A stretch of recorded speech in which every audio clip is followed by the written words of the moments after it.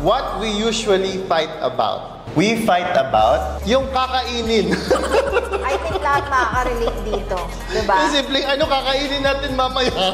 Most of the time, nowadays, ang gusto ko, bahala na siya kung anong kakainin namin. It ends up na pag nandyan na yung pagkain, naiinis ako kasi bakit ganun yung in-order. In relation to that, yung ako yung gusto niyang magdesisyon, pero hindi naman niya gusto yung desisyon. Oo, baliktad tayo!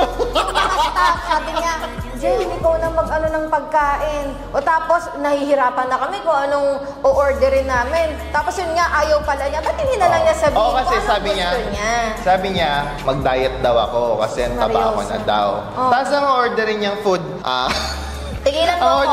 Ang orderin niyang food. Ng gulay, hindi mo kinain. Tigilan mo ko. No. No. Sabi mo, gusto mo mag-gulay, tapos di mo kinain. Dahil naman, di ba gulay all throughout the day.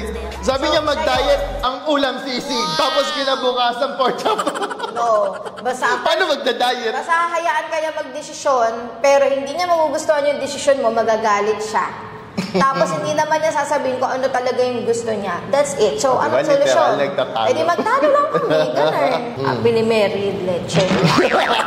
Marriage is not a happy ending. Diba? Ay, wala talaga. It's not always happy. Yung ba tinuturo na Minsan lang happy. after, walang ganon. Marriage for me is a gift, diba? Gift. Kasi It's a on prison. the first...